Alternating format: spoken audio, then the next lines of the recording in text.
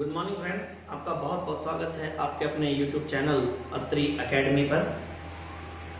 आज के इस वीडियो में हम स्टडी करेंगे क्लास 10th के विज्ञान विषय का 6th चैप्टर जैव प्रक्रम। और जिस जैव प्रक्रम को हम विस्तार से पढ़ने वाले हैं वह जैव प्रक्रम है उत्सर्जन, जिसे हम अंग्रेजी में एक्सक्रीशन भी बोलते हैं। और अगर उदाहरण पे हम बात करें पाठ्यक्रम के अनुसार मानव उत्सर्जन अंगों के बारे में, यानी मानव उत्सर्जन तंत्र के बारे में हमने विस्तार से पढ़ना है। So students, let us learn together. सबसे पहले हम बात करते हैं उत्सर्जन के बारे में कि उत्सर्जन क्या प्रक्रम है, उत्सर्जन क्या है। उत्सर्जन प्रक्रिया को जान लेने से पहले हम उत्सर्जन की परिभाषा बताते हैं। उत्सर्जन एक वह जैव प्रक्रम है जिसमें मनुष्य के शरीर की कोशिकाओं या किसी भी जीव के शरीर की प्रत्येक कोशिका में बनने वाले अपशिष्ट पदार्थों को उत्सर्जन अंगों की सहायता से शरीर से बाहर निष्कासित किया जाता है। इस जैव प्रक्रम को हम उत्सर्जन कहते हैं। यह उत्सर्जन जैव प्रक्रम क्यों है, मैंने पहले भी आपको बताया है कि जैव प्रक्रम किसे कहते हैं। वे सभी जैविक क्रियाएं जो कोशिकीय स्तर पर घटित होती हैं और जीवन के अस्तित्व के लिए जिम्मेदार हैं। यानी अगर जीव के व्यक्तिगत जीवन अस्तित्व का कारण कोई है तो वो कौन है, जैव प्रक्रम। और ये जैव प्रक्रम मुख्यतः कौन से हैं, पोषण, श्वसन, परिवहन और उत्सर्जन। तो इनमें से अगर कोई भी एक बाधित होता है तो जीव के जीवन अस्तित्व को संकट उत्पन्न हो जाता है। अगर हम बात करते हैं उत्सर्जन की, किसी प्रकार से अगर उत्सर्जन बाधित होता है, अर्थात कोशिकाओं में बनने वाले जो अपशिष्ट पदार्थ हैं वो कोशिकाओं में से वहां से उठाकर निकालकर अगर उनका उत्सर्जन नहीं होता है, वो अपशिष्ट पदार्थ अगर कोशिकाओं में या ऊतक में ही बने रहेंगे तो उनकी जो प्रकृति है वो विषाक्त होने के कारण, बीइंग टॉक्सिक इन नेचर, वो विषाक्त होने के कारण वहां पर एक तरह से हानि पहुंचाएंगे और जिससे उस जीव के या व्यक्ति विशेष के जीवन को संकट हो सकता है, जिसके शरीर में इनका निष्कासन बाधित होता है। इनका मतलब अपशिष्ट पदार्थों का निष्कासन बाधित होता है। इस दृष्टिकोण से हम कह सकते हैं कि उत्सर्जन जो है वो एक जैव प्रक्रम है। तो उत्सर्जन की बात करें हम मानव उत्सर्जन के बारे में, तो मानव उत्सर्जन तंत्र की बात करें तो मानव उत्सर्जन तंत्र में दो वर्कक, दायां वर्कक और बायां वर्कक है। एक दो मूत्रवाहिनियां हैं, प्रत्येक वर्कक से एक मूत्रवाहिनी निकलती है, एक मूत्राशय है और एक मूत्रमार्ग है। देखिए मैं आपको चित्र बना देता हूं एक बार। स्टूडेंट्स, मैंने अभी आपके सामने ये डायग्राम बनाया है, ये है मानव उत्सर्जन तंत्र। मानव उत्सर्जन तंत्र में दो वर्कक होते हैं जिन क्या करती है, बीन के बीच के बराबर बीन शेप होती है, बीन शेप, यानी बाहर की तरफ से ये क्या है कॉन्वेक्स और भीतर के आंतरिक सतह पर क्या है अवतल। बीन आकृति के दो वर्कक हैं जो मनुष्य की उदर गुहा में, ये हमारे ऊपर वक्ष गुहा है जहां रिब्स खत्म होती हैं, उसके नीचे क्या उदर गुहा शुरू हो जाती है। उदर गुहा में पीछे कमर की तरफ जो हमारी यहाँ रीढ़ की हड्डी है, इस रीढ़ की हड्डी के दोनों तरफ एक एक वर्कक होता है, एक दायां वर्कक और एक बायां वर्कक, बायां वर्कक और दायां वर्कक। प्रत्येक वर्कक से एक नलिका निकलती है, इसको बोलते हैं मूत्रवाहिनी। ये बाईं तरफ की मूत्रवाहिनी है जिसको हम इंग्लिश में यूरेटर बोलते हैं, और वर्कक को हम इंग्लिश में किडनी भी कहते हैं, किडनी भी कहते हैं या रीनल भी बोलते हैं।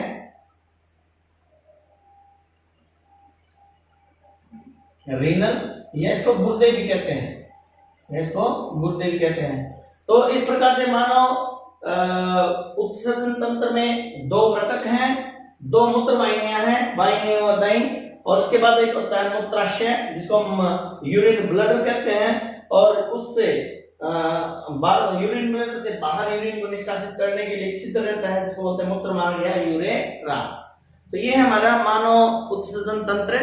मानव उत्सर्जन तंत्र में जो वर्कक होते हैं, इन वर्कक के अंदर रक्त के जो सारे शरीर के अंदर अपशिष्ट पदार्थ बनते हैं, उन सभी अपशिष्ट पदार्थों को रक्त अपने साथ लेकर के आता है, और वो रक्त जो ये नली है जिसको बोलते हैं वर्कक धमनी, वर्कक धमनी अपने साथ उस रक्त को लेकर आती है जिसमें अपशिष्ट पदार्थ है। वर्कक धमनी वर्कक के अंदर प्रवेश करती है, इसे बोलते हैं अभिवाही वाहिका, यानी जो यहाँ से अभिवाही वाहिका में यहाँ दिखाया गया है, ये वह रक्त है जिसके अंदर अपशिष्ट पदार्थ विद्यमान है, ये हमारे वर्कक में जाएंगे वृक्क एक छलनी के जैसे कार्य करता है। विस्तार से मैं बात देता हूँ ना, इसको साधारण से संक्षेप में एक बार उपसदन प्रक्रिया को समझते हैं, फिर हमको विस्तार से समझ में दिक्कत नहीं आएगी।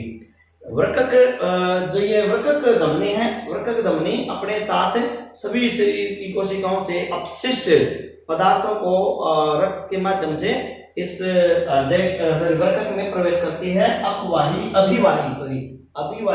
नलिकाओं के द्वारा। इनमें जो अपशिष्ट पदार्थ होते हैं वो वृक्क में छन जाते हैं। वृक्क मोटे तौर पर मान लीजिए छलनी का कार्य करते हैं। इसमें जो उपयोगी पदार्थ होते हैं वो रक्त में रहते हैं, और अनुपयोगी पदार्थ हैं जो अपशिष्ट पदार्थ है जिसका शरीर की आवश्यकता नहीं है, उन अवांछित अपशिष्ट पदार्थों को रक्त से बाहर छानकर अलग करने का कार्य कौन करते हैं? वृक्क। उसके बाद जो छनने के बाद जो पदार्थ बनता है वह होता है मूत्र, जिसके अंदर अधिकतर जल होता है और अपशिष्ट पदार्थ उस जल में घुले हुए होते हैं। वह इन वृक्क के द्वारा बाहर निकल जाता है, ठीक है। और जिस नलिका के द्वारा ये मूत्र निकलता है उसको बोलते हैं मूत्र वाहिनी, और ये मूत्र वाहिनी के द्वारा ये मूत्र इकट्ठा होता है कहां पे? मूत्राशय में। जब ये मूत्र वाहिनी मूत्राशय में जाती है, ये मूत्र वाहिनी उदर गुहा में स्थित रहती है। हमारे उदर गुहा में मूत्र वाहिनी एक सामान्य मांसल नलिका है जिसकी लंबाई लगभग 10 इंच के आसपास होती है, 25 से 30 सेंटीमीटर। ह्यूमन फिजियोलॉजी में व्यक्ति की व्यक्तिगत जो शरीर की कदकाठी है उसके अनुसार इसके आकार में कम और इसकी लंबाई कम या ज्यादा हो सकती है, लेकिन सामान्य एक विकसित वयस्क में ये लगभग 25 से 30 सेंटीमीटर की होती है। अब जब ये मूत्राशय में खुलती है, मूत्राशय के जो द्वार है जहां ये मूत्राशय के अंदर मूत्र को लेकर आती है, उसके ऊपर 2 वाल्व लगे होते हैं। इन वाल्व को बोलते हैं यूरेटर वेसिकल वाल्व, यानी रक्त एक बार जब इसमें गलाल ब्लैडर में चला जाएगा उसके बाद वापस किसी भी काम से, दबाव के काम से, वापस यूरेट्रा में ब्लड नहीं आएगा, इसलिए ये यहाँ पे यूरेटर वेसिकल नाम के वाल्व लगे होते हैं जो ब्लड का सिर्फ वन साइड फ्लो अलाउ करते हैं, ठीक है। अब ब्लड कहां जाएगा? ये मूत्राशय में। मूत्राशय क्या है? मूत्राशय भी एक मांसल थैली है। शय का मतलब क्या था? थैली। आपने कई बार शब्द को सुना होगा जीव विज्ञान में, शय यानी पित्ताशय पित्त की थैली, मलाशय मल की थैली, और मूत्राशय मूत्र की थैली। एक मांसल थैली है जो पेंडु में लगभग उदर गुहा के बिल्कुल नीचे स्थित पेंडु पे आसपास स्थित होती है, और इसमें जो मानव मूत्र है वो टेम्पोररीली अस्थायी रूप से संचित हो जाता है, और ये एक मांसपेशियों के द्वारा जो हमारी इच्छा के अधीन होती हैं, मांसल पेशियां, जब इसके अंदर अधिकतम यूरिन यानी मूत्र इकट्ठा हो जाता है हम इसको त्याग देते हैं। इसकी एक साधारण वयस्क में 600 से 800 ml तक की इसकी कैपेसिटी होती है, यानी वृक्क में बनने वाला जो मूत्र है वह 600 से 800 ml इस यूरिन ब्लैडर में सामान्यतः होल्ड किया जा सकता है, जिसको हम बाद में यूरेट्रा यानी मूत्र मार्ग के द्वारा निकाल देते हैं या त्याग देते हैं, जिसे हम मूत्र विसर्जन कहते हैं।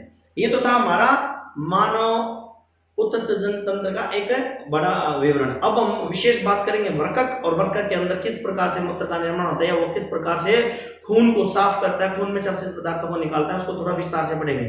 तो यहाँ मैं वृक्क पे फिर दोबारा चलता हूँ, यानी अभी हमने पढ़ाई है तो एक संरचना है। हाँ, दूसरी बात एक बार और बता देता हूँ।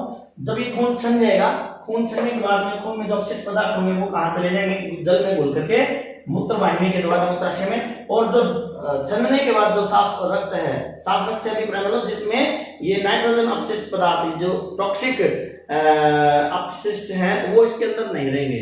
वो रक्त अब इन अपवाही वाहिकाओं के द्वारा ये हमारी जो रीनल इसको बोलते हैं वृक्क शिरा में चला जाएगा। यानी अपशिष्ट पदार्थों से युक्त रक्त को कौन कहते हैं? वृक्क धमनी। और ये सारा गुर्दों में छनेगा। छनने के बाद में जो मूत्र है वो अलग हो जाएगा, और जो साफ रक्त है वो वृक्क शिराओं के द्वारा वापस शरीर में भेज दिया जाता है आगे की क्रियाओं के द्वारा। आगे के इसके ऊपर जो भी एक्टिविटी होंगे वो अलग विषय है। अब हम बात करते हैं वृक्क के बारे में। एक मनुष्य में जो 2 वृक्क होते हैं, एक दायां वृक्क एक बायां वृक्क, उसकी औसतन लंबाई जो है वो लगभग 4.5 इंच होती है औसतन लंबाई, और उसकी जो चौड़ाई रहती है वो लगभग 2 इंच के आसपास होती है। और अगर हम बात करते हैं उसकी मोटाई की, थिकनेस की, तो वो 1.5 इंच, यानी मेजरमेंट रहेगा वो है 4.5 इंटू 2 इंटू 1.5 इंच, मोटाई, लंबाई, चौड़ाई और मोटाई। दोनों के दोनों गुर्दों की जो संरचना है वो विस्तार से रखते हैं, दोनों की संरचना समान है। मानव का जो गुर्दा है उसके ऊपर एक आवरण होता है जो इसकी सुरक्षा का कार्य करता है सामान्य झटकों से, जिसको पेरिटोनियम बोलते हैं, यानी वर्कक आवरण। उसको क्या बोलते हैं? वर्कक आवरण या पेरिटोनियम। पेरिटोनियम वर्कक आवरण, वर्कक आवरण, वर्कक आवरण होता है जो इसकी सुरक्षा करता है। अब हम विस्तार से बात कर रहे हैं एक जो मानव गुर्दा है भीतर से उसकी संरचना कैसे होती है। मानव गुर्दे के अंदर अगर हम विस्तार से देखते हैं तो मुख्य 3 भाग हैं। सबसे बाहर की तरफ जो उपरिय विभाग है, गुर्दे का जो ऊपरी तरफ यानी कॉन्वेक्स, जो अपर कॉन्वेक्स पार्ट है, देखने में जो कॉन्वेक्स लेंस के जैसे उभार खाए हुए है, वो बाहर का जो क्षेत्र है उसको हम बोलते हैं वर्कक कॉर्टेक्स। उसको हम क्या बोलते हैं? वर्कक कॉर्टेक्स। वर्कक कॉर्टेक्स की जो अनुपात है पूरे वो कम होता है, यानी इसकी जो मोटाई होती है वर्कक कॉर्टेक्स की वो कम ही होती है। उसके बाद वर्कक के भीतर की ओर, इसको हम इंग्लिश में किडनी या इसको दूसरा हिंदी में इसको गुर्दे भी बोलते हैं। वर्कक कॉर्टेक्स के भीतर की तरफ जो आप ये नीली संरचनाएं दिखा रहे हैं, कुछ शंकु के जैसी आकृति की पिरामिड शेप की थैलियां होती हैं। इन थैलियों के अंदर शंकु की आकृति की कुछ संरचनाएं होती हैं। ये संरचनाएं मिलकर करके जो वर्कक का दूसरा भाग है उस वर्कक के दूसरे भाग को बनाते हैं, जिसको हम बोलते हैं वर्कक मेडुला। इसको क्या बोलते हैं अपन? वर्कक मेडुला। तो यानी अभी हमने देखा वर्कक के 2 भाग हो गए। पहला जो कॉन्वेक्स साइड का यानी जो उभय अवतल होता है ना, उभय भाग है जो उभार लिए हुए भाग की तरफ है, उसका यानी आउटर पार्ट जो है वो, आउटर पार्ट जो है वो हो गया वर्कक कॉर्टेक्स। ठीक है, सॉरी, जिसको किडनी कॉर्टेक्स भी बोलते हैं या रीनल कॉर्टेक्स भी बोलते हैं। दूसरा भाग होता है जो शंकुकार आकृतियों से बना हुआ है, इसको बोलते हैं वर्कक मेडुला। वर्कक मेडुला को मैंने नीले आकृति से दिखाया गया है, शंकु आकार की कुछ संरचनाएं यहाँ पे दिखाई दे रही हैं। और वर्कक कॉर्टेक्स को मैंने रेड भाग में डॉटेड लाइन से उस तरफ दिखाया गया है। डॉटेड लाइन से जो ये थिक लाइन है, इस डॉटेड लाइन से इस थिक लाइन के बीच का जो ये भाग है, ये है वर्कक कॉर्टेक्स।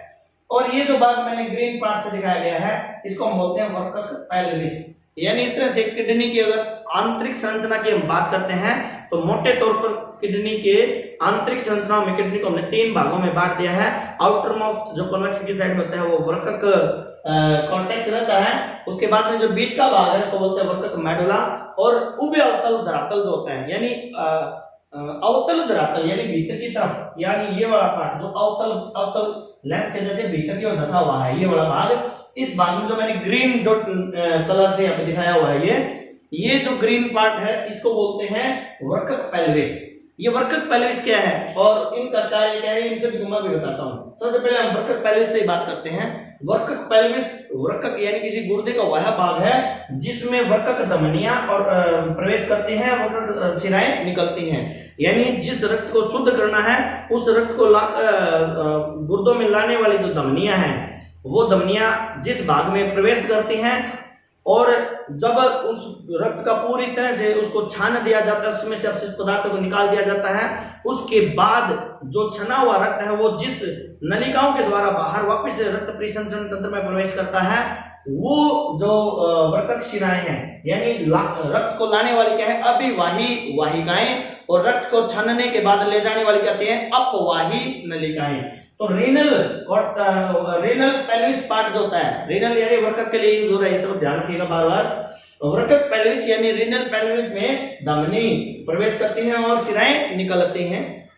दूसरी बात, जो मूत्र वाहिनी है जिसको हम यूरेटर बोलते हैं, ये यूरेटर भी जिस भाग से जुड़े थे वो पेल्विस, वर्कक पेल्विस है, यानी अवतल धरातल की तरफ, यानी गुर्दे के भीतर की ओर जो ये अवतल ये भाग है, इसमें रीनल पेल्विस वह भाग है जो भीतर से कुछ खोखला होता है, यानी नलिका नुमा होता है, और इसमें से वर्कक धमनी प्रवेश करती है और खून सन जाने के बाद उस छने हुए रक्त को वापस ले जाने के लिए वर्कक शिरा आती है, तो उसको वापस परिसंचरण तंत्र में ले जाते हैं रक्त को। अब इसके अतिरिक्त जो होता है एक नलिका निकलती है मांस नलिका, जिसको हम यूरेटर यानी मूत्रवाहिनी बोलती हैं। ये था हमारा पेल्विस के बारे में। अब हम बात करते हैं मेडुला और कॉर्टेक्स के बारे में। मेडुला और कॉर्टेक्स अभी क्या होता है उसको विस्तार से बताता हूँ। एक चित्र में और बना रहा हूँ, उस चित्र को समझिएगा। स्टूडेंट्स, अभी मैंने आपके सामने एक डायग्राम बनाया है। जो वर्कक रहता है उस वर्कक में जो छानने का कार्य है, यानी जो वर्कक है, यानी जो रीनल है, किडनी है, गुर्दा है, उसकी जो क्रियात्मक और संरचनात्मक मौलिकाएं हैं वह है वर्काणु। क्या है? वह है वर्काणु। वर्काणु को हम नेफ्रॉन भी बोलते हैं। क्या होते हैं? नेफ्रॉन। देखिए, प्रत्येक गुर्दे में लगभग 10 लाख वर्काणु होते हैं। यानी वर्कक का जो छानने का कार्य है, रक्त को साफ करना, शुद्ध करना, उसमें से अपशिष्ट पदार्थों को छान करके अलग करना, इस कार्य को संपन्न करने के लिए प्रत्येक वर्कक में 10 लाख कोशिकाएं हैं। 10 लाख, जिसकी जो नलिका के जैसी संरचनाएं हैं, जिनको हम वर्काणु या नेफ्रॉन बोलते हैं। ये मैंने आपके सामने एक वर्काणु का चित्र बनाया है। वर्काणु में क्या रहता है? देखो, वर्काणु को अगर हम मोटे शब्द से समझाएं तो वर्काणु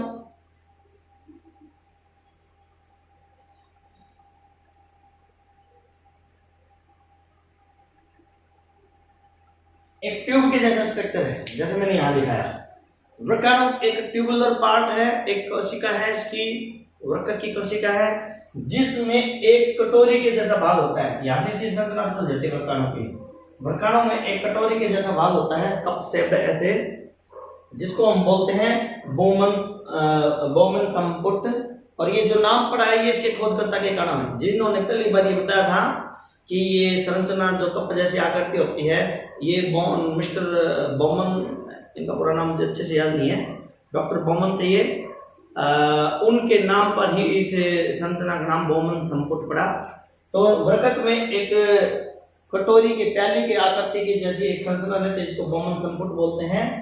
और इस बोमन संपुट के यहाँ एक खाली स्थान होता है, यानी रिक्तिका होती है, जिसको बोमन गुहा बोलते हैं। यानी ये जो पूरा स्ट्रक्चर है, ये जो पूरा स्ट्रक्चर है, ये पूरा स्ट्रक्चर, ये तो है बोमन संपुट।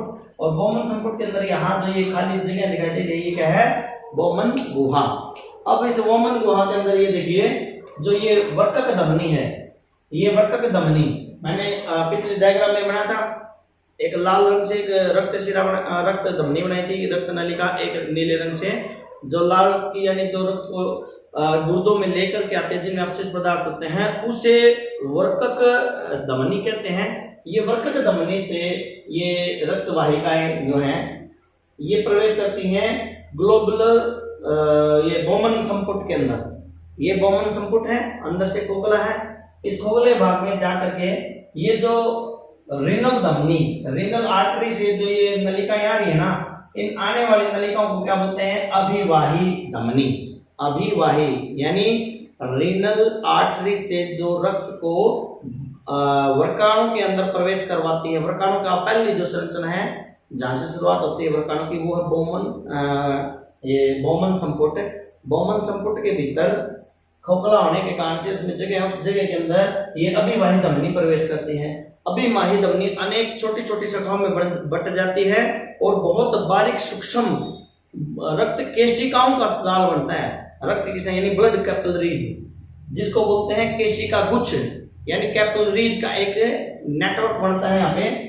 और ये नेटवर्क जो है अंदर आते हुए, ये नेटवर्क आगे मिल करके फिर एक बड़ी नलिका बनाता है, इसको बोलते हैं अपवाही धमनी। अर्थात सुनिए, यहाँ से जो ब्लड आ रहा है, ये ब्लड आकर अभिवाही धमनी से वर्काणु के अंदर प्रवेश करता है। वर्काणु के अंदर यह एक धमनियों का जाल बनाता है, केशिकाओं का जाल, इसको बोलते हैं ग्लोमेरुला। ग्लोमेरुला ये जो नेटवर्क है धमनियों का, जो केशिकाओं का जो गुच्छ है, इसको केशिका गुच्छ को हम बोलते हैं ग्लोमेरुला। ये ग्लोमेरुला से रक्त यहाँ पे छनेगा। कैसे छनेगा मैं आपको बताता हूँ। छनने के बाद ये वापस रक्त है बोमन संपुट से बाहर निकल जाएगा, और जिस नलिका से निकलता है उस नलिका बोलते हैं अपवाही धमनी। देखिए वही धमनी ही है, अभी रेनल आर्टरी का ही पार्ट है। रेनल आर्टरी के पार्ट में बीच में जो ब्लड फिल्टर हुआ, ब्लड फिल्टर होने के बाद बोमन संपुट से जो बाहर निकलती हैं उनको बोलते हैं अपवाही धमनी। अगर चित्र को ध्यान से देखेंगे, अभिवाही धमनी का जो व्यास है वो ज्यादा है, यानी अभिवाही धमनी ज्यादा चौड़ी है, और अपवाही धमनी आगे से क्या है, इनका व्यास थोड़ा कम है, यानी ये संकीर्ण है। इसका क्या कारण है और ये क्यों मैंने बताया, इसको अब मैं मैकेनिज्म में बताऊंगा आपको। ये नलिकाएं चलती हैं। अब जो ये बोमन संपुट है, बोमन संपुट के खोखले भाग से ये नलिकाएं बनती है, जो मैंने कार्याकृति से दिखाई गई है। ये बहुत लपेटेदार चलती हुई रहती हैं। लपेटेदार ये जो भाग होता है इसको बोलते हैं समीपस्थ कुंडली नलिका, यानी जो हमारा वर्कण होता है, वर्कणों का जो ये भाग है ये क्या है, बोमन कैप्सूल, बोमन कैप्सूल जिसको बोलते हैं बोमन संपुट। इसके अंदर जो कोशिकाओं का गुच्छ बनता है, ये कोशिकाओं का गुच्छ होता है, इसको क्या होता है, ग्लोमेरुला, ग्लोमेरुला। ये यहां से जो रक्त लेके आते हैं वो होगी अभिवाही, और जो ये रक्त लेके निकलेंगे वो होगी अपवाही। अब बात करते हैं ये जो खालिस्तान भाग है, यानी ये छलनी है, इस छलनी के अंदर यहाँ पे रिक्त स्थान है, इस रिक्त स्थान को बोलते हैं बोमन गुहा। बोमन गुहा से एक नलिका निकलती है। ये नलिका जब शुरू में निकलती है तो ये बहुत कुंडलित होती है, और क्योंकि ये बोमन संपुट के बिल्कुल नजदीक है इसलिए इसका नाम क्या पड़ गया, समीपस्थ कुंडलित नलिका। इस समीपस्थ कुंडलित नलिका को अंग्रेजी में प्रॉक्सिमल कन्वोल्यूटेड ट्यूबुल बोलते हैं, यानी पीसीटी, प्रॉक्सिमल कन्वोल्यूटेड ट्यूबुल। ये समीपस्थ नलिका बहुत कुंडलित होती है, इसलिए इसके नाम में भी कुंडलित लिखा गया है। अब ये जो भाग है समीपस्थ कुंडली नलिका का और बोमन संपुट का, बोमन गुहा का, ये भाग जो होता है यहाँ दिखाया गया मैंने, ये जो वृक्क होता है, वृक्क के कॉर्टेक्स पार्ट में होता है ये भाग।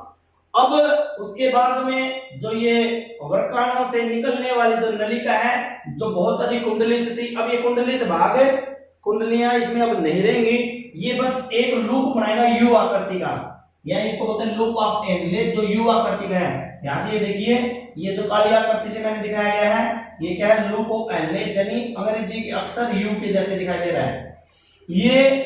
अब यहाँ इसमें किसी प्रकार की कोई कुंडली नहीं है, सीधा एक यू आकृति का है, क्योंकि इसमें जो द्रव छन करके आया था वो छनते हुए द्रव यू घूमता हुआ जा रहा है, तो ये द्रव नीचे की तरफ जा रहा है। इस जो यू आकृति की जो नलिका होती है इसको लूप ऑफ एनले बोलते हैं। इसके इस लूप में से रक्त जो छना हुआ भाग है, आगे बताएंगे, इसको बोलते हैं निषेध फिल्ट्रेट, वो नीचे की तरफ जा रहा है। जिस भुजा से लूप ऑफ एनले यानी यू आकृति की नली है, इस यू आकृति की नली के इस भुजा से ये जो निषेधन है वो नीचे की तरफ जा रहा है, इसलिए इसका नाम क्या पड़ गया, अवरोही लूप, यानी अवरोही लूप है ये, लूप ऑफ एनले का अवरोही भुजा। अब ये घूमते हुए जो निषेधन है वापस ऊपर की तरफ आता है, क्योंकि ये छनने के बाद जो निषेधन ऊपर की तरफ बढ़ रहा है, तो इसीलिए जो ये यू आकृति का ये जो भाग है जिसमें निषेधन यानी फिल्ट्रेट ऊपर की ओर बढ़ रहा है, इसको बोलते हैं आरोही लूप। ये आरोही लूप आगे चल करके फिर वापस कॉर्टेक्स भाग में प्रवेश करता है। यहाँ पे स्पेस नहीं होने के कारण मैंने इसको बता दिया। ये आगे यू आकृति की नलिका जब समाप्त होती है उसके बाद फिर एक कुंडलित भाग शुरू होता है। इस कुंडलित भाग को बोलते हैं दूरस्थ कुंडलित नलिका, क्योंकि देखिए ये बोमन संपुट के दूरी पर स्थित है, इसीलिए इसका नाम क्या, दूरस्थ। इसके अंदर बहुत ज्यादा कुंडलियां बनी है इसलिए इसी को बोलते हैं कुंडलित। ये नली है इसलिए नलिका। इसको अंग्रेजी में बोलते हैं distil convoluted tubule, distil convoluted tubule. ये भाग भी कहां होता है, ये भाग भी होता है वर्क के कॉर्टेक्स भाग में। अब मेडुला में क्या होता है, जो ये लूप ऑफ एनले है, ये लूप ऑफ एनले, ये सारी जो मैंने नीले रंग से जो दिखाई हुई है ये ट्यूब्स जो है, ये लूप ऑफ एनले बिल्कुल सीधी ट्यूब यू आकृति की, ये लूप ऑफ एनले ये जो मेडुला वर्क मेडुला के अंदर स्थित रहता है। ठीक है, अब रहेगा तीसरा भाग वर्क पेल्विस। अब ये जो दूरस्थ नलिका है आगे जाकर के यहां इसमें दिखाया है, ये देखिए, इस में जाकर के एक लंबी नलिका होती है जिसके अंदर बहुत सारी शाखाएं, इसको बोलते हैं संग्राही नलिका। जो ये छन करके जो द्रव यहाँ आ रहा है इसको मूत्र बोलते हैं। कैसे है वो थोड़ा अगले भाग में क्लियर होगा आपको। इस मूत्र को इकट्ठा करने के लिए बहुत सारी नलिकाएं हैं, इसीलिए संग्रह, इकट्ठा करने का मतलब क्या होता है, संग्रह, इसीलिए इसको बोला है संग्राही नलिका। संग्राही नलिका है, ये बहुत सारी शाखाएं मैंने इसलिए दिखाई है क्योंकि ये तो मैंने जो दिखाया चित्र में एक वर्काणु की संरचना दिखाई है, इस प्रकार के अनेक संरचनाएं लगभग 10 lakh 1 million nephrons are found in a kidney. तो ये इस तरह से 10 लाख शाखाएं हैं। ये छोटी छोटी नलिकाएं आपस में मिलकर के एक बड़ी नलिका बनाती हैं। और ये जो भाग होता है, ये जो संग्राही नलिकाओं का भाग, ये यहाँ होता है हमारे, जिसको बोलते हैं वर्कक पेल्विस। यानी वर्कक पेल्विस में ये कलेक्टिव डक्ट्स जिसको बोलते हैं संग्राही नलिकाएं, ये छोटी छोटी बारीक जुड़ती चली जाएंगी तो एक बड़ी संग्राही नलिका बनेगी, फिर उससे बड़ी संग्राही नलिका बनेगी और अंततः है एक मूत्र वाहिनी जिसको बोलते हैं यूरेटर। यूरेटर बन जाएगा, यूरेटर। अब ये है हमारा एक संरचना। अब मैं आपको बताता हूं कि ये कार्य कैसे करता है, गुर्दे के अंदर मूत्र का निर्माण कैसे होता है, रक्त साफ कैसे होता है। एक बार इसको चित्र को मैं यही बने रहने देता हूं, आपको मैं दूसरा चित्र बताता हूं, फिर आपको मूत्र का निर्माण मानव शरीर तंत्र में किस प्रकार होता है, मानव रक्त किस प्रकार अपशिष्ट पदार्थों से मुक्त होता है, इसको मैं भी समझाता हूं। एक चित्र बना लेते हैं अभी। देखिए छात्रों, मैंने एक चित्र और बनाया है यहाँ पे। ये नीचे अभी जो मैंने आपको विस्तार से यहाँ पे एक बड़ा चित्र बना रखा है, ये एक वर्काणु का चित्र है। वर्काणु के चित्र के अंदर मैंने बताया था कि जो एक कटोरे की जैसी आकृति होती है, कैलिनुमा आकृति, उसको हम बोमन संपुट कहते हैं। ये मैंने काले रंग से यहाँ पे दर्शाया हुआ है। फिर उसके बाद बोमन कैप्सूल की जो मैंने ये लाइन है वो डॉटेड बनाई है। इसका साथ अभिप्राय है कि ये पारगम्य है, यानी यहाँ पे आर पार पदार्थों को जाने देती है, छलनी के जैसे छिद्रित है। अब इसके बाद जो खाली स्थान है इसको बोलते हैं बोमन गुहा। बोमन गुहा के बाद ये ट्यूब निकलती है, जो ट्यूबुलर पार्ट है जिसको मैंने ये जो दिखा रखा है यहाँ पे इस चित्र में, दूरिस्ट यानी पीसीटी एंड लूकोफाइले एंड डीसीटी, यानी समीपस्थ कुंडलित नलिका, फिर लूकोफाइले और फिर दूरस्थ नलिका। ये वो भाग आ गया नलिका एक tubular part of the nephron. अब ये देखिए यहाँ नेफ्रॉन में, अब मैं आपको बता रहा हूँ कि क्रिया विधि कैसे है। मूत्र निर्माण मानव के अंदर है, जो वर्काणु है किस प्रकार से कार्य करते हैं, मूत्र का निर्माण किस प्रकार से होता है। सबसे पहले जो वर्कक धमनी है, वो वर्कक धमनी पूरे शरीर से अपशिष्ट रक्त को लेकर के आएगी। अपशिष्ट रक्त से मतलब जितने उस रक्त में सारे शरीर के अपशिष्ट पदार्थ होते हैं, नाइट्रोजन वेस्ट, यूरिया या यूरिक एसिड, जो अदर्स हैं, सबसे जो महत्वपूर्ण वो यूरिया है। यूरिया युक्त रक्त को लेकर के जब बोमन कैप्सूल के अंदर प्रवेश करती हैं तो वह धमनी अभिवाही धमनी कहलाती है। यहाँ ये जो धमनी प्रवेश कर रही है ना बोमन कैप्सूल के अंदर, ये अभिवाही धमनी आगे जाकर के कोशिकाओं का एक गुच्छ बनाती है, केशिका गुच्छ जिसे ग्लोमेरुला बोलते हैं। इसके अंदर जो ये अभिवाही धमनी है, इसका जो व्यास है ये ज्यादा है, अर्थात ये एक चौड़ी नलिका है। अब आगे जाकर के इस कोशिका गुच्छ से होकर के, ये कोशिका गुच्छ है यानी ये छोटी छोटी अनेक शाखाओं में बट करके अनेक पतली पतली केशिकाएं बनाता है। ये केशिकाएं आपस में मिलकर के फिर एक अपवाही धमनी बनाएंगे। अपवाही धमनी का व्यास जो आप यहाँ देखेंगे ये क्या है, बहुत कम है, नैरो डायमीटर। ठीक है, तो ये बन गया हमारा केशिका गुच्छ। अब ये देखिए अपवाही धमनी आगे जाएगी। ये अपवाही धमनी आगे निकलने के बाद ये जो कुंडलित भाग होता है, ये अपवाही धमनी कुंडलित भाग के चारों तरफ लपेटे मारती रहती है। फिर ये साथ के साथ जो लूप ऑफ एनले इसके चारों तरफ भी कुंडलित रहती है और दूरस्थ कुंडलित नलिका भाग में भी कुंडलित रहती हैं।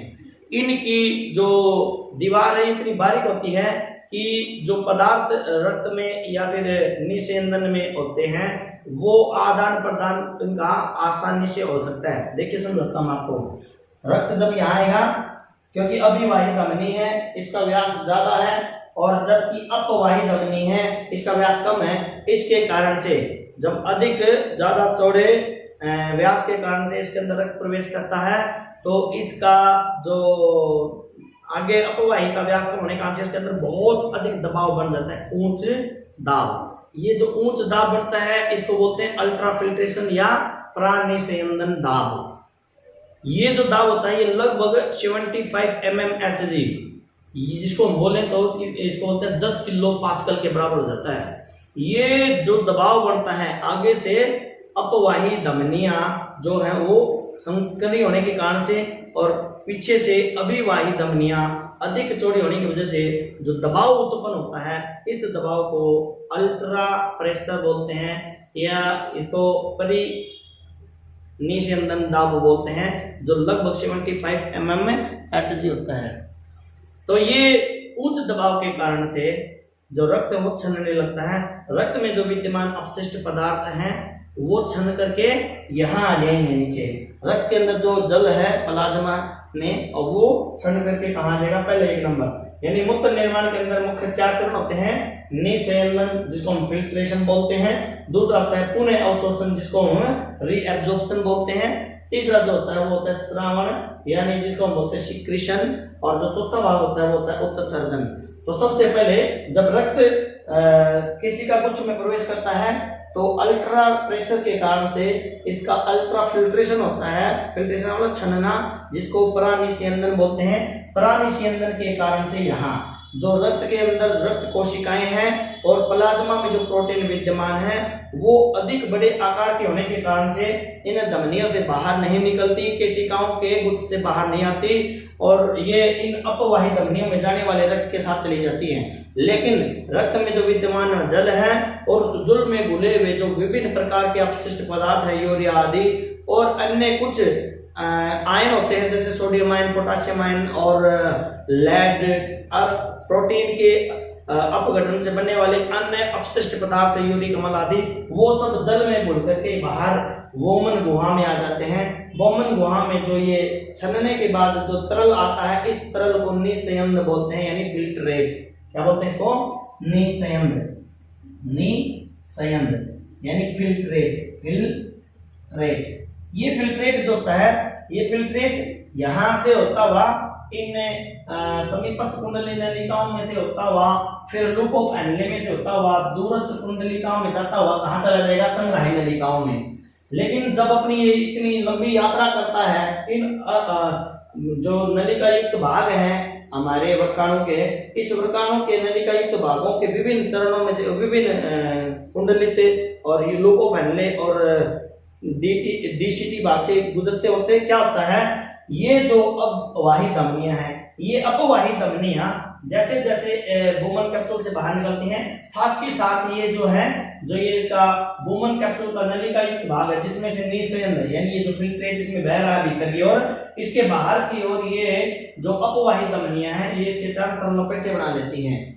जब ये लपेटे बनाती हैं तो नलिकाओं में वोमन कैप्सूल की जो नलिका वाला भाग है, इसमें आने के बाद जो निःसंयन है, जो फिल्ट्रेट है, उस फिल्ट्रेट में विद्यमान जो लाभकारी पदार्थ हैं जैसे ग्लूकोज है या फिर कुछ ऐसे प्रोटीन है जो सूक्ष्म आकार की थी, या जो उपयोगी आयन है जैसे सोडियम पोटाशियम आयन, जो उपयोगी आयन है, जो ग्लूकोज है या जो लाभकारी उपयोगी पदार्थ हैं, ये इस निःसंयन से पुनः फिर रीअब्जॉर्ब हो जाते हैं ओस्मोसिस प्रक्रिया के द्वारा। यानी इस प्रक्रिया में पुनर्अवशोषण में जो एटीपी होता है अणु, एडेनोसिन ट्राइफॉस्फेट, उस अणु से उत्सर्जित ऊर्जा के द्वारा ये जो निःसंयन है, इस निःसंयन में से फिल्ट्रेट में से उपयोगी पदार्थ पुनः कहाँ जाते हैं? अपवाही धमनियों में। अब ये अपवाही धमनियां जो है आगे फिर केशिका गुच्छ बनाएंगी, और इस केशिका गुच्छ में जब ये आगे शिरा का निर्माण होता है, अब यहाँ आकर के बढ़ती है रेनल वेन। रेनल वेन जिसको हम बोलते हैं वृक्कक शिरा। अब इस वृक्कक शिरा में जब ये तरल पहुंचता है तो अब यहाँ क्या होता है कि यहाँ फिर कुछ हार्मोन के कारण से इस फिल्ट्रेट में जो पीछे जा रहा है, इसके अंदर जो अपवाही धमनियों के अंदर जो रक्ताल है, उसमें कोई अपशिष्ट पदार्थ जो शेष बच गया था किसी कारण से, वो अपशिष्ट पदार्थ जैसे यूरिया या कुछ अन्य अतिरिक्त, यानी हमारे शरीर को जो आयन या जो पोषक तत्व चाहिए वो एक निश्चित अनुपात में, निश्चित मात्रा से अधिक मात्रा है तो भी उनके लिए ठीक नहीं है। तो जो अतिरिक्त जल है, आवश्यकता से अधिक जल है या आवश्यकता से अधिक आयन है, वो क्या करेंगे? फिर पुनः ये जो रक्त है, इस रक्त में से वापस इस नलिका के अंदर आ जाएंगे। इसको बोलते हैं सिक्रीशन। यानी देखिए मूत्र निर्माण के दौरान पहले क्या होता है, वोमन कैप्सूल के अंदर रक्त छनता है, इसको बोलते हैं फिल्ट्रेशन, और छनने के बाद जो तरल बाहर निकलता है वोमन गुहा में, उसको बोलते हैं फिल्ट्रेट। इस फिल्ट्रेट के अंदर उपयोगी पदार्थ और अनुपयोगी पदार्थ यानी अपशिष्ट पदार्थ दोनों हैं। अब क्या होता है, दूसरे चरण के अंदर जब ये नलिका के अंदर आगे बढ़ता है जो वोमन कैप्सूल की, यहाँ से पुनः उपयोगी पदार्थ वापस इन जो लपेटा खाए हुए रक्त धमनियां हैं जिनको ब्लड कैपिलरीज बोलते हैं, इन रक्त नलिकाओं में ये उपयोगी पदार्थ पुनः अवशोषित हो जाते हैं ओस्मोसिस प्रक्रिया के द्वारा। जो अतिरिक्त आवश्यक जल है वो भी। इसमें वैसोप्रेसिन नाम का एक हार्मोन होता है, जो हार्मोन है, बहुत सारे हार्मोन एक विशेष उपयोग अपना सहायक जो कार्य वो करते हैं, उन हार्मोन्स के कारण से जल का अवशोषण यहाँ पे होता है। अब जब इसका पुनः अवशोषण हो जाता है, उसके बाद में उसमें रक्त में विद्यमान कुछ ऐसे आयन या कुछ ऐसे अपशिष्ट आयन जो जितनी आवश्यकता उससे अधिक मात्रा में है, या जल जो अधिक मात्रा में वापस पुनः सिक्रेट कर दिया जाता है बॉडी के अंदर। जो तरल का एक संतुलन बनता है बॉडी के अंदर, तरल पदार्थों का और आयन जो होते हैं उनकी सांद्रता का एक संतुलन बनता है शरीर के अंदर। अगर उस संतुलन से अधिक मात्रा में जल या कोई भी आयन है तो वह आयन पुनः यहाँ से इस निषेचन के अंदर यानी फिल्ट्रेट के अंदर वापस छोड़ दिया जाता है, इसको बोलते हैं सिक्रेशन। अब जो सिक्रेशन के बाद बचा हुआ जो शेष भाग तो तरल रूप बच गया, वह मूत्र है। इसके अंदर जल 95% से 96% होता है, 2% हमारा यूरिया रहता है और 0.5% जो यूरिक अम्ल होता है, और 1.3 जो शेष रेस्ट ऑफ पार्ट में अतिरिक्त जो एक्स्ट्रा प्रोटीन के अपघटन से बनने वाले दूसरे जो पदार्थ होते हैं, जो अतिरिक्त आयन है, सोडियम पोटाशियम आयन, वो सारे के सारे इस का निर्माण करते हैं। यानी संगठन के हिसाब से जब मूत्र का निर्माण होता है तो मूत्र जैसे ही बनता है कलेक्टिव डक्ट्स में जाता है, कलेक्टिव डक्ट्स में इकट्ठा होने के बाद यहाँ से ये यूरेटर के द्वारा कहाँ चलाया जाता है, मूत्राशय में, और मूत्राशय में संचित रहता है। देखिए जब मूत्राशय में जो ये मूत्रवाहिनी में जो रक्त रीनल पेल्विस से निकलता है, इस रक्त के इस मूत्र की जो पीएच होती है वो सामान्य कितने रहते हैं, 4.5 से 7.9 तक हो जाती है इसकी पीएच। ये विभिन्न कारणों से वेरिएबल है, इस रेंज में रहती है, कम से कम इतनी और रहती है कितनी। तो इसका जो फिल्ट्रेशन है, इस फिल्ट्रेशन के अंदर जितना रक्त यहाँ आता है उसमें से जो फिल्ट्रेट बनता है, लगभग मान के चलिए जो रक्त छना को छनने के बाद 100 ml फिल्ट्रेट यहाँ बना, इस 100 ml फिल्ट्रेट में से वापस 99 ml यहाँ पे एब्जॉर्ब हो जाएगा। यानी फिल्ट्रेशन में जो बना फिल्ट्रेट वो कितना बना, 100 ml। फिल्ट्रेट के बाद रीअब्जॉर्प्शन होगा तो उसका 99% 99 ml 100 का, यानी लगभग 99% वापस रीअब्जॉर्ब हो जाता है। तो इस प्रकार से प्रतिदिन वुमन कैप्सूल्स में से, यानी जो 10 लाख रोगाणु हैं उनमें मानव शरीर के एक औसत वयस्क व्यक्ति के अंदर 180 लीटर रक्त प्रतिदिन इन वर्कक में, वर्कक की जो रचनात्मक इकाइयां वर्काणु नेफ्रॉन उनमें क्षमता है, और 24 घंटे में लगभग 1.5 लीटर मूत्र का निर्माण होता है। मूत्र का रंग आपने कभी अगर देखा होगा तो कभी कभी पीले रंग का होता है। मूत्र का जो ये पीला रंग है, यह जो हीमोग्लोबिन नाम का हमारा श्वसन वर्णक मैंने बताया था, पिछले आपने वीडियो देखा होगा, आपको सामान्य पता भी होगा, उसके डिकम्पोजिशन के कारण से यूरिक्रोम नाम का एक पिगमेंट बनता है। ये पीला रंग उसी के कारण से है। और मूत्र में जो विशेष प्रकार की गंध होती है वो इस जो हीमोग्लोबिन जब अपघटित होता है उसके यूरिक्रोम और एक यूरिनोड, 2 पदार्थ बनते हैं। जो ये गंध होती है ये यूरिनोड की वजह से होती है, और जो पीला रंग है ये यूरिक्रोम की वजह से होता है।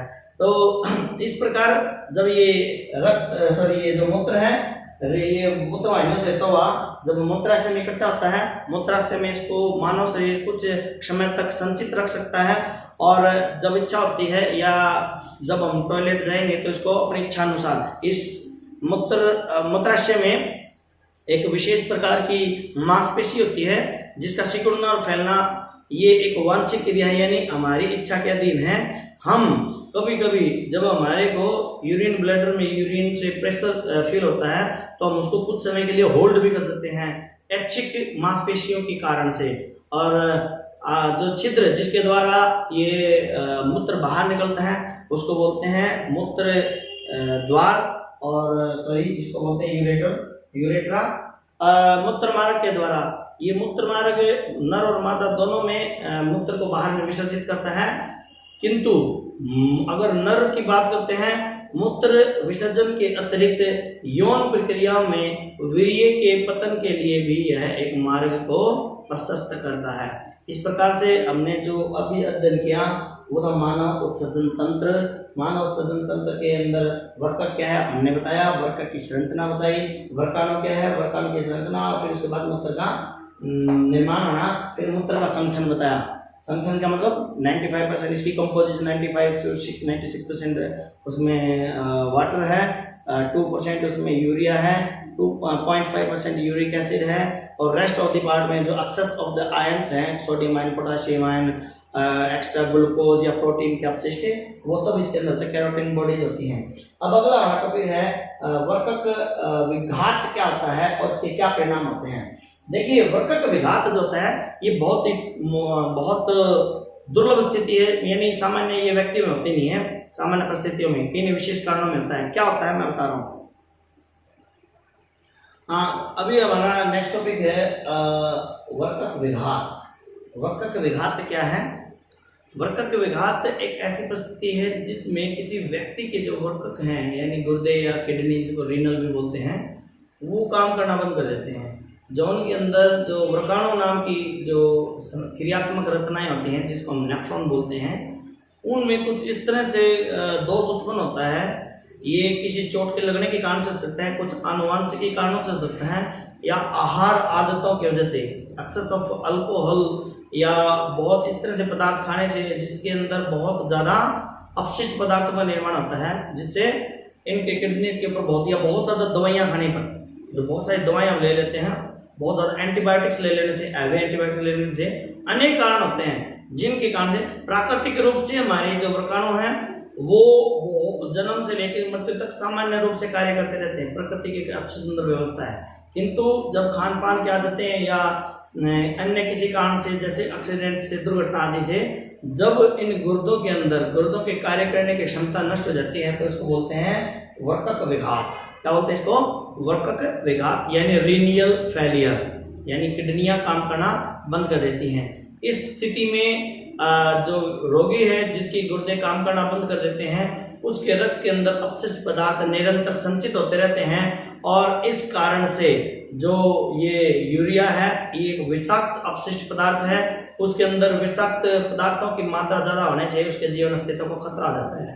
इसीलिए एक प्रक्रिया विकसित की गई है जिसको बोलते हैं अपोहन, वर्कक विघात। क्या होता है मैंने बताया, रीनल फेलियर, गुर्दे काम करना बंद कर देते हैं, और जिससे जो रक्त है वो साफ नहीं होता, उसके अंदर अपशिष्ट पदार्थ है बाहर नहीं निकल पाते शरीर से। और अगला जो है हमारा ये है, इसका परिणाम क्या है? जब वो अपशिष्ट पदार्थ शरीर के अंदर इकट्ठा होंगे तो शरीर की सभी प्रणालियों को हानि पहुंचाएंगे, जिससे मृत्यु तक भी हो सकती है। अगली बात, इसका निदान क्या है? कृत्रिम अपोहन। कृत्रिम अपोहन, जिसको इंग्लिश में हम डायलाइसिस भी बोलते हैं। डायलाइसिस क्या है? डायलाइसिस एक हुआ है प्रक्रिया है जिसके द्वारा डायलाइजर यानी अपोहन यंत्र के द्वारा मनुष्य के, रोगी के, जिसके वृक्क यानी गुर्दों ने कार्य करना बंद कर दिया है, उसके रक्त को कृत्रिम रूप से अपशिष्टों से मुक्त किया जाता है। इस यंत्र को अपोहन यंत्र या डायलाइजर बोलते हैं। डायलाइजर एक बड़ी सरल युक्ति है जिसको मैंने इस चित्र में यहाँ दर्शाया गया है। ये देखिए, ये मैंने रोगी की बाजू दिखाई हुई है। रोगी की बाजू से यहाँ एक कट करके उसकी जो आर्टरी है, उस आर्टरी में कट कर करके एक नलिका निकाली जाती है, जो उसके शरीर में विद्यमान अपशिष्ट रक्त को बाहर निकालती है। क्योंकि आपको मैंने बताया था, जो धमनियां होती हैं, रक्त का दबाव में अधिक होता है, तो जैसे ही इस धमनी को काटा जाता है, इसको नलिका के अपोहन यंत्र से जोड़ा जाता है। इसके अंदर उच्च दबाव होता है। अपोहन यंत्र एक सामान्य ऐसा यंत्र है, ये जो हमारा ये है अपोहन यंत्र। अपोहन यंत्र का बड़ा सरल चित्र व्यक्त यहाँ पे प्रदर्शित किया गया है। जो ये काला टैंक आपको दिखाई दे रहा है, अपोहन यंत्र यानी डायलाइजर में एक बड़ा टैंक होता है जिसको अपोहन टैंक बोलते हैं। इस अपोहन टैंक के अंदर बहुत लंबी कुंडलित नलिका होती है। इस कुंडलित नलिका की जो दीवार है वो पारगम्य बनाई गई होती है, सेमी परमिएबल। पारगम्य से भी प्राय यहाँ हमारा क्या है कि जो रक्त में विद्यमान जो रक्त कोशिकाएं हैं, जो प्लाज्मा प्रोटीन है, वो सब इसके आर पार नहीं निकलती। सिर्फ जो अपशिष्ट पदार्थ हैं वो इसमें से निकल करके बाहर आते हैं। और साथ में साथ जो कुछ आयन होते हैं बहुत अधिक सूक्ष्म कण की वजह से आयन भी यहाँ बाहर निकलते हैं। यानी रक्त जो इन नलिकाओं में से निकलता है तो रक्त के अंदर यहाँ देखिए इसके अतिरिक्त जो तीसरी चीज मैंने डाली है ये अपोहन द्रव है। ये क्या लिखा अपोहन द्रव। ये बिल्कुल साफ फ्रेश वाटर के जैसे मान लीजिए ये एक तरह से जिस तरह से सॉल्यूशन के अंदर दो अवयव होते हैं सोल्यूट एंड सोलवेंट, एक तरह से ये सोलवेंट है। तो ये जब पानी सरल साफ पानी मान लीजिए इसको बिल्कुल साफ पानी हमने इसके अंदर डाला है, ठीक है। तो ये जैसे ही अपशिष्ट रक्त इस अपोहन की इन नलिकाओं में प्रवेश करता है, इस चित्र के अंदर मैंने नीले नीले बिंदुओं से दिखाया है अपशिष्ट पदार्थों को। शुरू में जब ये रक्त प्रवेश करता है नलिकाओं के अंदर, यहाँ पर ये जो नीले बिंदु हैं ये बहुत समीप दिखाए गए हैं। इसका मतलब क्या है कि जो इसमें अपशिष्ट पदार्थ है वो अधिक मात्रा में विद्यमान है, क्योंकि बाहर जो अपोहन द्रव है उस अपोहन द्रव में वो एक प्योर सॉल्वेंट है। तो एक प्रक्रिया होती है कंसंट्रेशन अधिक होने के कारण से ये जो अपशिष्ट पदार्थ है इन सेमी परमेबल मेम्ब्रेन से बाहर की ओर अपने आप आना शुरू हो जाएंगे, डिफ्यूज हो जाएंगे। तो ये देखो तीर के निशान से मैंने दिखाया है, तो ये नीले तीर के निशान है। इन नीले तीर के निशान से जो ये नीले रंग के अपशिष्ट पदार्थ ये बाहर निकलना शुरू कर देते हैं। ये इतनी लंबी होती है कि जब यहाँ से अपशिष्ट रक्त से युक्त रक्त पहुंचते हुए यहाँ तक पहुंचता है दूसरे द्वार तक, तो इसमें विद्यमान जितने भी अपशिष्ट पदार्थ होते हैं वो अपोहन द्रव में आ जाते हैं। और अपोहन द्रव को क्रमबद्ध रूप से लगातार बदला जाता है। जब लगता है कि जो ये अपशिष्ट पदार्थ है ये नलिकाओं से बाहर आने की दर कम होगी, तो इस अपोहन द्रव को बदल दिया जाता है। फ्रेश यानी साफ अपोहन द्रव फिर दोबारा डाला जाता है, जिससे जो अपशिष्ट पदार्थ है ये बाहर इस पारगम में झिल्ली से निकलते रहते हैं। इस झिल्ली में आगे अगर आप देखोगे इस ट्यूब में जो ये नीले डॉट दिखाई दे रहे हैं अपशिष्ट पदार्थों को दर्शा रहे हैं। धीरे धीरे मैंने इनको दर्शाया दूर दूर, और यहाँ आते आते ये देखिए जो लास्ट में जो ट्यूब है इस ट्यूब में कहीं भी कोई नीला बिंदु नहीं है, अर्थात यहाँ की सांद्रता होने के कारण से नजदीक दिखाए गए हैं। ये बाहर निकलते चले गए, अपोहन द्रव में ये इकट्ठे हो जाएंगे और जैसे जैसे आगे बढ़ते हैं ये रक्त के अंदर इन अपशिष्ट पदार्थों की मात्रा कम होती चली जाती है और अंत में जब ये सुनिश्चित हो जाता है कि इसके अंदर रक्त में जितने भी अपशिष्ट पदार्थ वो सब बाहर निकल गए।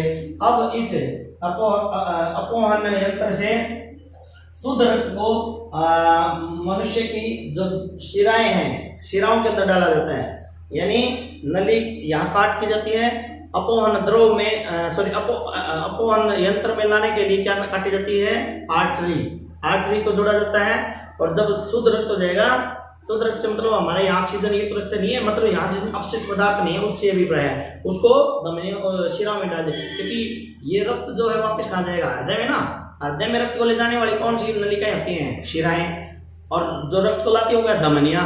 तो इस विशेष बात का ध्यान रखिए, जब डायलाइजर के अंदर रक्त प्रवेश करवाया जाता है तो कनेक्ट किया जाता है तो धमनी से, और जब उसका शुद्ध हो जाने के बाद उसको कनेक्ट किया जाता है शिरा से। तो ये एक सामान्य प्रक्रम है, इस प्रक्रम को बोलते हैं डायलाइसिस या रक्त अपोहन क्रिया। अब अगर हम परिभाषा की बात करें तो अगर पूछा जाता है कि रक्त अपोहन क्रिया क्या है, तो सामान्य हम कह सकते हैं रक्त अपोहन क्रिया एक वह प्रक्रिया है जिसमें जिस व्यक्ति का जब किसी रोगी के गुर्दे कार्य करना बंद कर देते हैं तो उसके रक्त को कृत्रिम रूप से इस यंत्र के अपोहन यंत्र के द्वारा शुद्ध किया जाता है। अपोहन यंत्र की मदद से रक्त को शुद्ध करने की इस क्रिया को रक्त अपोहन क्रिया कहते हैं। बीच में का टॉपिक हमसे भूल से रह गया था, वो है अतिमूत्रता। क्या होता है, ये पीछे मूत्र निर्माण के दौरान एक टॉपिक था छोटा सा, मैं एक बार बता देता हूँ, स्किप रह गया था बाय मिस्टेक। जब यूरिन मैंने बताया कि 24 घंटे में एक वयस्क में 180 लीटर रक्त गुर्दों में अंदर यानी नेफ्रॉन्स के अंदर छनता है और जिससे लगभग 1.5 लीटर यूरिन का निर्माण होता है। कभी कभी विशेष परिस्थितियों में किसी व्यक्तियों के अंदर देखा गया है जो ये मूत्र की मात्रा है वो सामान्य इस दर से अधिक होती है। एक व्यक्ति बार बार पेशाब करता है, इसको बोलते हैं अतिमूत्रता। इसको इंग्लिश में डाययूरेसिस बोलते हैं।